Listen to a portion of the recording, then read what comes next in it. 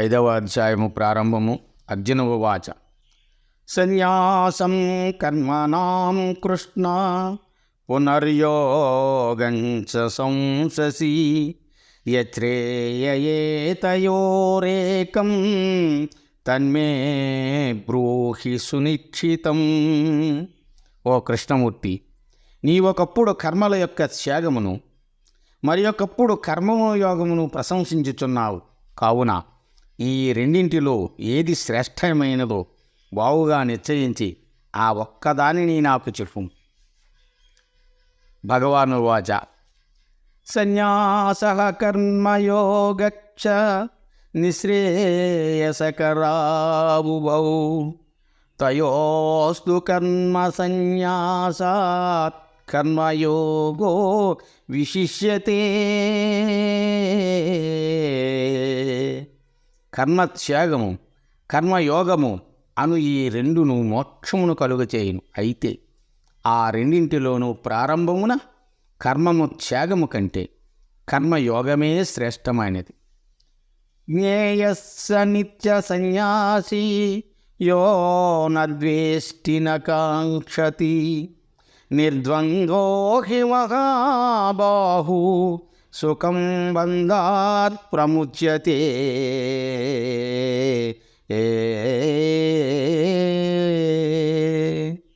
గొప్ప బాహువుల గల అర్జున, ఎవడు దేనిని కూడా ద్వేషింపడు, దేనిని కూడా కోరడో అట్టివాడు ఎల్లప్పుడూ సన్యాసి అని తెలియదగినది. ఎలయనగా ద్వంద్వములు లేనివాడు సులభముగా సంసార బంధము నుండి విముక్తుడు కాగలడు. సాంఖ్యయోగౌ పృథగ్బాలాః ప్రవదంతి న పండితాః ఏకమవ్యాప్య స్థితః సంయమ్ గుభయోర్విందతే ఫలం. జ్ఞానయోగము కర్మయోగము వేరువేరు అని అవివేకులు పలుకుదరే కాని వివేకవంతులు కాదు. ఆ రెండింటిలో ఏ ఒక్కదానినైనను బావుగా అనుష్ఠించినచో రెండింటి యొక్క ఫలమును అయిన మోక్షమును పొందుచూ ఉన్నాడు. యత్సాంఖ్యైః ప్రాప్యతే స్థానం తద్యోగైరపి గమ్యతే ఏకం సాక్ష్యం చ యోగం చ యః పశ్యతి సపశ్యతి. జ్ఞానయోగులచే ఏ స్థానము పొందబడుచున్నదో అది కర్మయోగుల చేతను పొందబడుచున్నది. జ్ఞానయోగమును కర్మయోగమును ఒక్కటిగా చూచువాడే నిజముగా చూచినవాడవుని. సన్యాసస్తు మహాబాహు దుఃఖమాప్తుమయోగతః యోగయుక్తో మునిర్బ్రాహ్మా నచిరేనాధిగచ్చతి.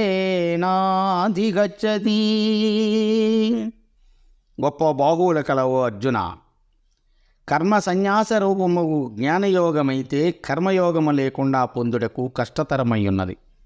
కర్మయోగముతో కూడిన మననశీలుడు శీఘ్రముగా లక్ష్యము అయిన బ్రహ్మమును పొందుచూ ఉన్నాడు.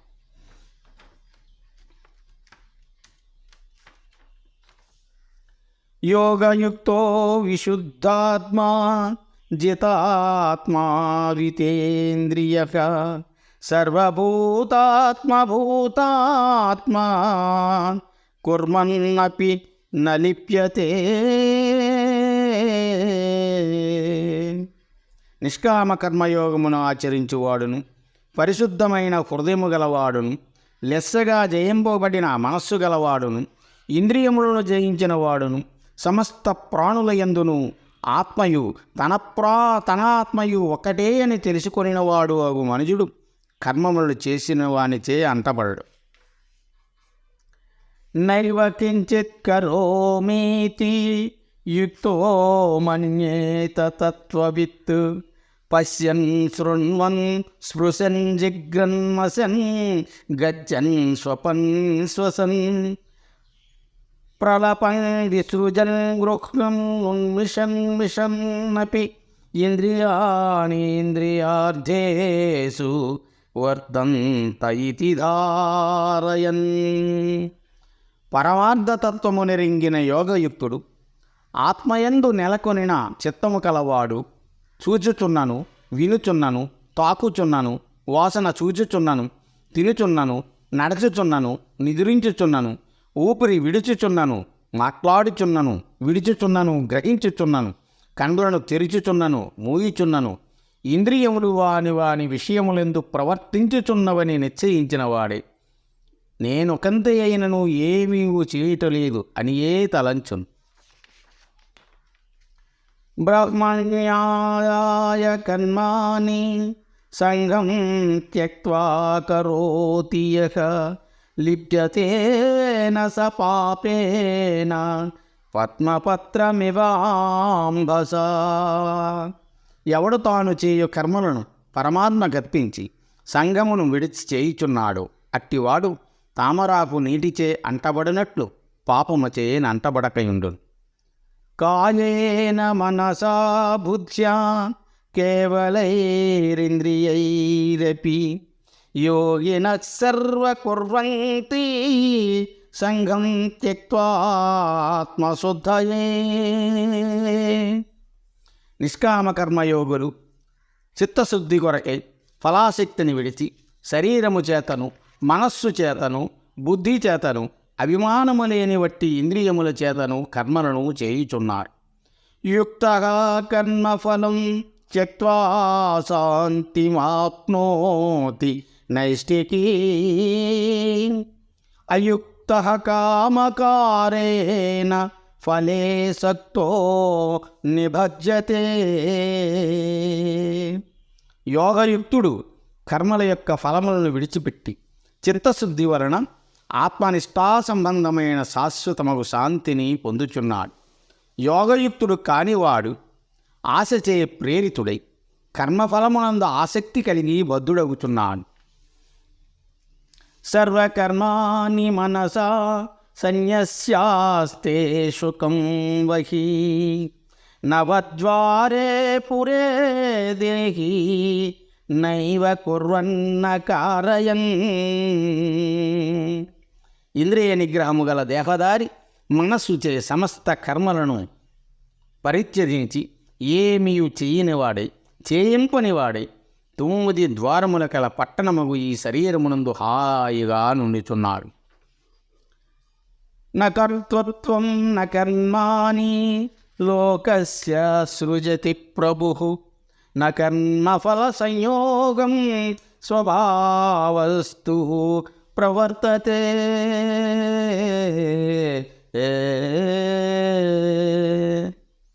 భగవంతుడు జీవులకు కర్తృత్వమును గాని కర్మలను గాని కర్మ ఫలములతోటి సంబంధము గాని కలుగు చేయుటలేదు.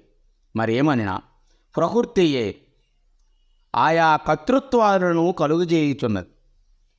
నాదర్తే కస్యచిత్ పాపం నచైవ సుకృతం విభుః అజ్ఞానేన ఆవృతం జ్ఞానం తేన ముహ్యంతి జంతవః.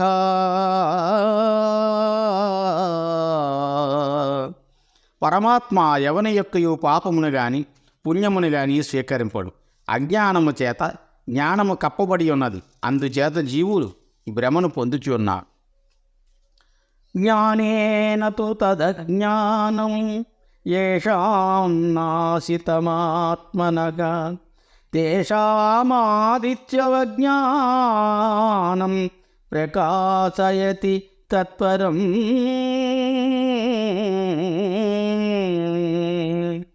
ఆత్మజ్ఞానముచే ఎవరి యొక్క అజ్ఞానము నశింపజేయబడచేయున్నదో అట్టివారి జ్ఞానము సూర్యుని వలె ఆ పరబ్రహ్మస్వరూపమును ప్రకాశింపచేయుచున్నది.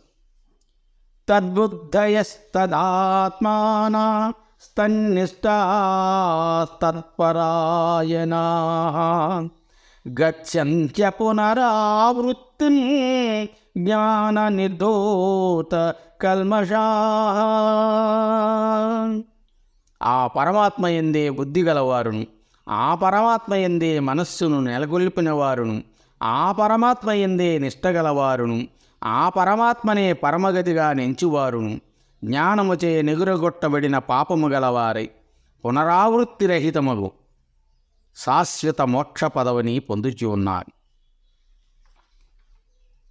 విద్యా వినయ సంపన్నే బ్రాహ్మణే గవిహస్తిని సునిచైవ స్వపాకే చ పండితాః సమదర్శినః.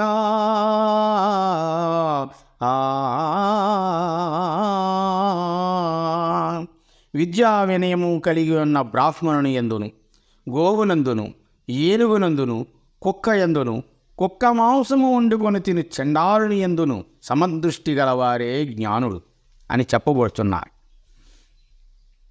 ఇహైవ తైర్జిత సర్గో యేషాం సామ్యే స్థితః మనః నిర్దోషం హి సమం బ్రహ్మ తస్మా బ్రాహ్మణి తే స్థితా.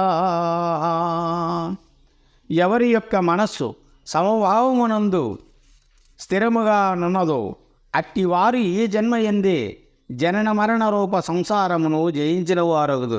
ఏలయనిన బ్రహ్మము దోషరహితమైనది, సమమైనది కావున వారు బ్రహ్మమునందున్నవారే యగుదురు.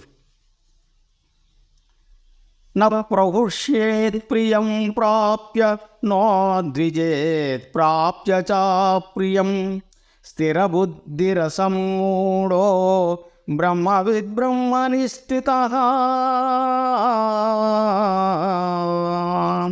స్థిరమగు బుద్ధి గలవాడు, మోహరహితుడు, బ్రహ్మమందు నిలకడ కలవాడును అగు బ్రహ్మజ్ఞాని ఇష్టమైన దానిని పొందినప్పుడు సంతోషమును గాని, అనిష్టమైన దానిని పొందినప్పుడు దుఃఖమును కానీ పొందకయుండును. బాహ్యస్పర్శే స్వశక్తాత్మ విందత్యాత్మని యత్సుఖం సబ్రహ్మయోగయుక్తాత్మా సుఖమక్షయమశ్నుతే. బాహ్యమున గల శబ్దాది విషయమునందు ఆసక్తి లేనివాడు ఆత్మయందెట్టి సుఖము గలదో అట్టి సుఖమునే పొందుచున్నాడు. అతడు బ్రహ్మనిష్టయను సమాధితో కూడికొనినవాడై అక్షయమగు సుఖమును పొందుచు ఉన్నాడు. ఏ హి సంస్పర్శజా భోగా దుఃఖయోనయేవతే ఆద్యంతవంతః కౌంతేయ నతేషు రమతే బుధః. అర్జున, విషయ సంయోగము వలన కలుగు భోగములు దుఃఖ హేతువులను అల్పకాలము ఉండునవియో అవి ఉన్నవి కావున విజ్ఞుడగు వాడు వాని యందు క్రీడింపడు.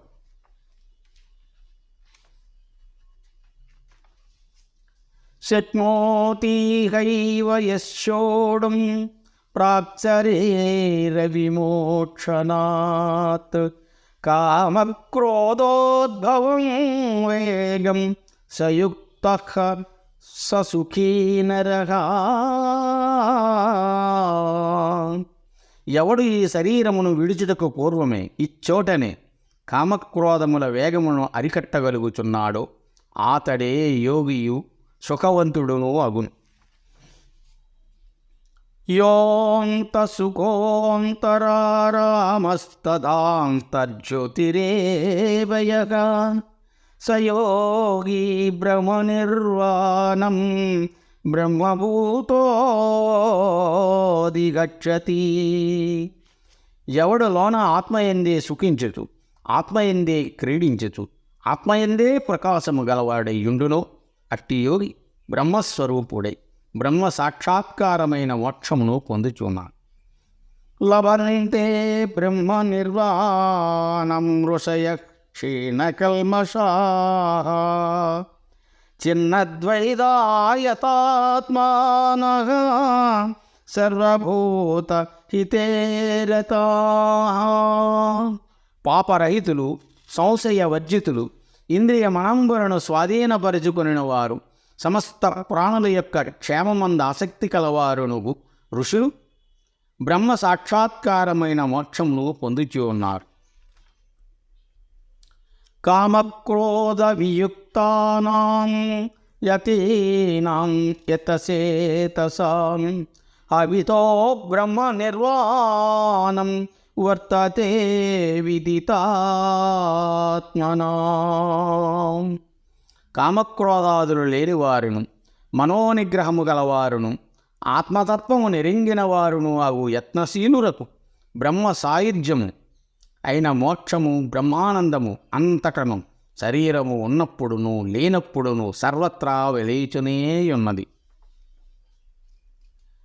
స్పర్శాన్ కృత్వా బహిర్బాహ్యం చక్షు చైవాంతరే భ్రువోః ప్రాణాపానౌ సమౌ కృత్వా నాసాభ్యంతరచారిణౌ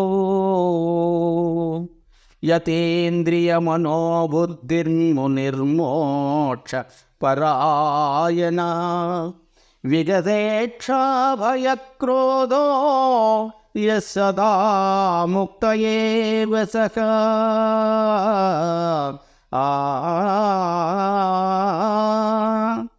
ఎవడు వెలుపలనున్న శబ్ద స్పర్శాది విషయములను వెలుపలికే నెట్టివేచి చూపును భ్రూమధ్యమున నిలిపి నాసికా పుటముల యందు సంచరించు ప్రాణాపాన వాయువులను సమముగా చేసి ఇంద్రియ మనోబుద్ధులను నిగ్రహించి ఇచ్చా భయక్రోధములు లేనివాడై మోక్షాసక్తుడై మననశీలుడై ఉండును.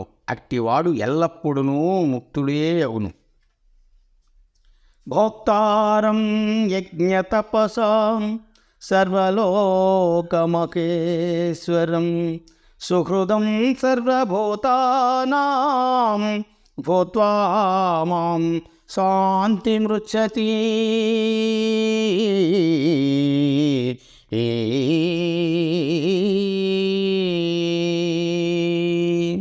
యజ్ఞముల యొక్కయు తపస్సుల యొక్కయు భోక్తయు సమస్త లోకముల యొక్క ఈశ్వరుడును సమస్త ప్రాణుల యొక్క హితకారిగా నన్ను ఎరింగి నా మనుజుడు శాంతిని పొందుచియున్నాడు. ఇది భగవద్గీత యందు ఉపనిషత్ ప్రతిపాదకము బ్రహ్మ విద్యయు యోగశాస్త్రమును కృష్ణార్జున సంవాదమైన భగవద్గీత యందు కర్మ సన్యాసయోగము అను 5వ అధ్యాయము సమాప్తము.